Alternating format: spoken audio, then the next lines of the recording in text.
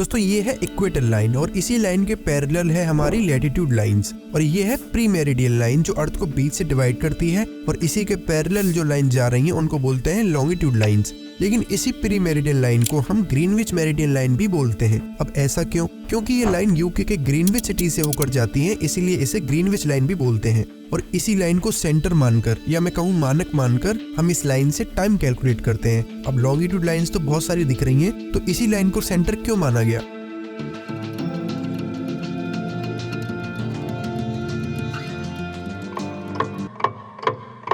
1884 Washington DC में एक meeting होती है जिसमें ये डिसाइड किया जाता है कि ये जो लाइन ग्रीनविच जा रही है इसी को सेंटर मानकर अब से टाइम कैलकुलेट होगा। क्योंकि उस टाइम पर जब कोई ट्रेन या शिप एक जगह से दूसरी जगह जाता था तब बहुत कंफ्यूजन होती थी, और क्योंकि ब्रिटिशर्स का राज आधी से ज्यादा दुनिया पर था इसीलिए उन्होंने इस यूके वाली लॉन्गिट्यूड लाइन को सेंटर माना और इस लाइन के बेसिस पर टाइम कैलकुलेट करना स्टार्ट कर दिया। GMT माइनस या GMT प्लस ऐसा साइन आपने टाइम जोन्स में देखा होगा। इस GMT की फुल फॉर्म होती है ग्रीनविच मीन टाइम जोन। चलिए अब देखते हैं कि ये टाइम एक्चुअली में कैलकुलेट कैसे होता है। आपको ये तो पता ही होगा कि एक दिन में 24 घंटे होते हैं एंड हमारी अर्थ इन 24 घंटों में अपना एक पूरा चक्कर कर लेती है, मतलब कि पूरी 360 डिग्री घूम जाती है, तभी तो एक चक्कर होगा। अब इसी को कैलकुलेट करें तो 24 घंटों में 360 डिग्री, तो एक घंटे में अर्थ 15 डिग्री रोटेट करेगी। और इसे फर्दर डिवाइड करके मिनट्स में निकालें तो एक घंटे को मिनट्स में कन्वर्ट करो, निकल के आएगा कि 4 मिनट में अर्थ 1 डिग्री रोटेट करती है। यहाँ तक तो सिंपल कैलकुलेशन थी, कुछ याद करने की जरूरत नहीं है।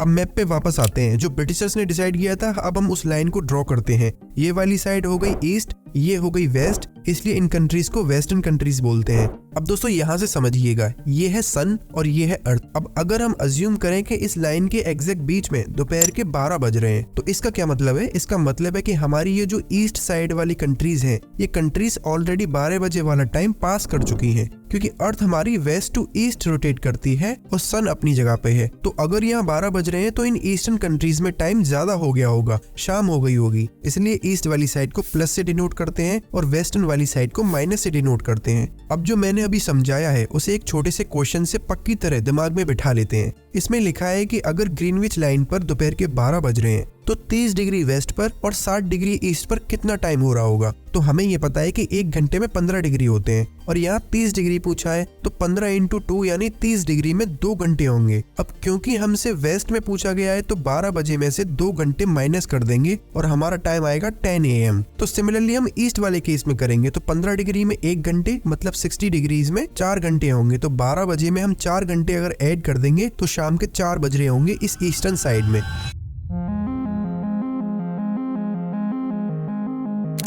अब यहाँ पर आपको और अच्छे से समझ में आ जाएगा। इस टाइम जोन के डायग्राम को देखो, ये ईस्ट वाली साइड है इसलिए टाइम जोन्स में प्लस लिखा है और वेस्ट साइड में माइनस है। टोटल 24 घंटे होते हैं, तो 12 घंटे प्लस के इधर और 12 घंटे माइनस के इधर। ये है हमारी ग्रीनविच लाइन जो हमने सेंटर मानी थी। इस लाइन के 7.5 डिग्री राइट और 7.5 डिग्री लेफ्ट, मतलब टोटल 15 डिग्री की ये जो बेल्ट बन रही है इसी को बोलते हैं GMT यानी ग्रीनविच मीन टाइम। इसका मतलब इस बेल्ट के अंदर की जितनी भी कंट्रीज हैं, चाहे वो किसी भी पॉइंट पर हों, ये पॉइंट या ये, इन सब का टाइम सेम रहेगा। सिमिलरली जैसे ही हम 15 डिग्री ईस्ट में जाएं तो टाइम +1 हो जाएगा और 15 डिग्री जाएं तो +2 हो जाएगा। अब यहाँ इस बेल्ट पे जो कंट्रीज हैं उनका टाइम सेम रहेगा। अब दोस्तों कुछ कंट्रीज ऐसी भी होती हैं जो GMT टाइम जोन से आधा 1 घंटे का ऊपर नीचे टाइम जोन कर लेती हैं एक बैलेंस बनाने के लिए। मतलब ये कुछ कंट्रीज 1 आवर वाला रूल फॉलो ना करके आधा या 1 घंटा अपने टाइम जोन में ऐड कर देती हैं ताकि उनके कंट्री का टाइम जोन एडजस्ट रहे।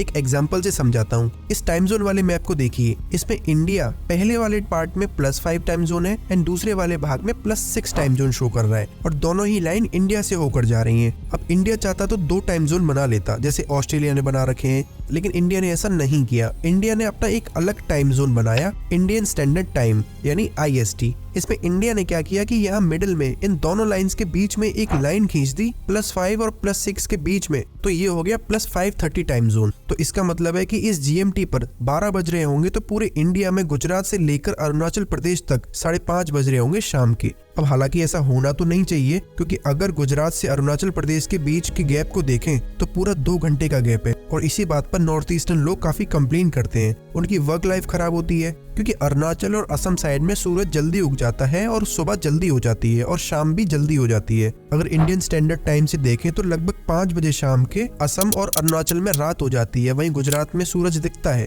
अब इंडियन गवर्नमेंट नहीं चाहती 2 टाइम जोन्स बनाना, क्योंकि 1906 से पहले इंडिया 2 टाइम जोन्स फॉलो करता था। एक था बॉम्बे टाइम जोन और दूसरा था कलकत्ता टाइम जोन। तो अंग्रेजों को बड़ी दिक्कत आती थी, बहुत कंफ्यूजन होती थी टाइमिंग्स को लेकर। फिर 1906 में एक ही टाइम जोन बना दिया गया और फिर 2006 में एक रिकमेंडेशन आई कि इंडिया में फिर से 2 टाइम जोन बना दो, लेकिन अभी तक इस पर कोई फैसला नहीं लिया गया। अब दोस्तों सेम तरीके से जैसे ये जीएमटी लाइन ग्रीनविच से होकर जाती है, वैसे ही हमारी ये लाइन जो इंडियन स्टैंडर्ड लाइन है मिर्जापुर से होकर गुजरती है और ये लाइन 82.5 डिग्री लॉन्गिट्यूड पर है।